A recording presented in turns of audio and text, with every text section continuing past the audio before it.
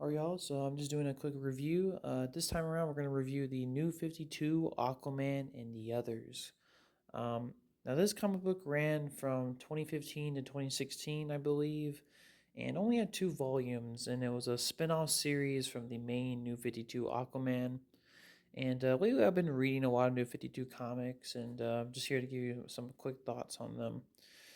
Now, Aquaman and the Others. Now, the Others was like a group of like superheroes that Aquaman worked with in the past, apparently to find Black Manta.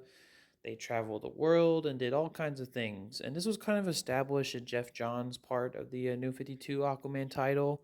There was some key members, a lot of the characters created by Johns himself.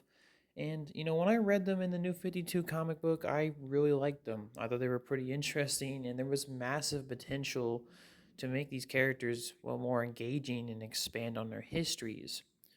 So when I found out there was a spin-off title called Aquaman and the Origins, I thought to myself, well, this sounds pretty interesting. We're finally going to get kind of a prequel story, right?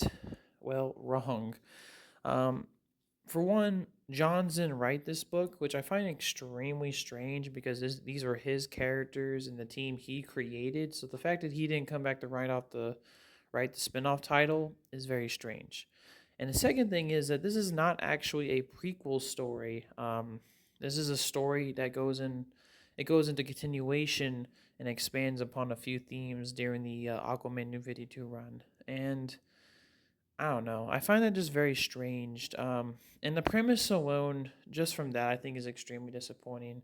I think this series would have dramatically improved if it was a prequel story and focused on all of these characters and explore their histories and who they were. We do get a bit of that here with like characters like Vostok, who, he dies in the first. We know he dies in the main Aquaman run. He comes back here as a clone, and we learn more about his backstory. And I honestly thought he was really one of the more engaging superheroes here. They also added a new seer to the team who, in the first Aquaman New 52 run, the main one, Kahina, I think I'm saying her name right, got killed by Black Manta. Her sister takes up the mantle when she gets the seer and sees visions and stuff.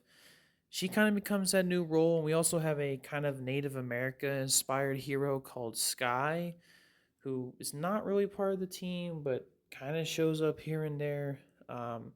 It's not exactly. I'm not really sure if she's part of the others. Regardless, um, my overall thoughts on these comic books. Um, I thought this was an okay run, but I'm pretty disappointed by it overall.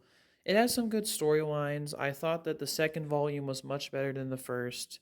The second revolves around the idea that Vostok came back. We explored his origin, the fact that he was a clone.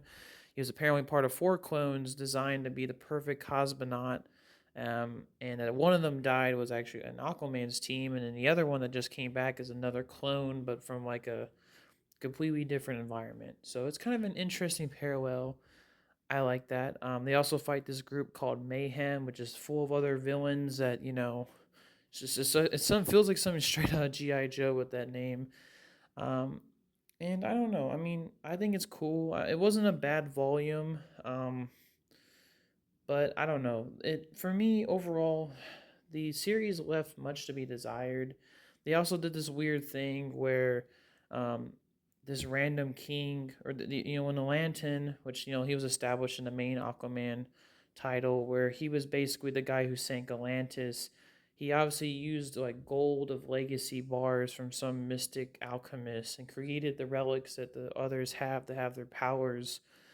Um, that kind of comes back to bite the group as a villain called Legend shows up, who's apparently like the son of that alchemist years, like hundreds of years later, and like kept alive by this weird, mysterious suit of armor. And that storyline was kind of interesting, I guess. I do think it's hilarious. His name is Legend, and he does say in the comic, "I am Legend." I don't know. I just feel like that was a pun to the writers. They had to do that one. I would have done that if I was writing it too, to be fair. But yeah, I mean, overall, I don't know, not a bad run. The team dynamics are definitely there. I thought Sky was an interesting hero. I thought that the Vostok storyline was pretty solid. The The other storyline about Legend was all right, nothing too special. And the Mayhem story was okay with the nukes and all that. But yeah, overall, I think it's a pretty mid series. I was really just leaving a lot to be desired here. I think from the beginning, this should have just been a prequel series that led up to Aquaman in the New 52, because then it would have explored all these characters' backstories, and just explored it more as a team. And I still think there's potential in this group, absolutely.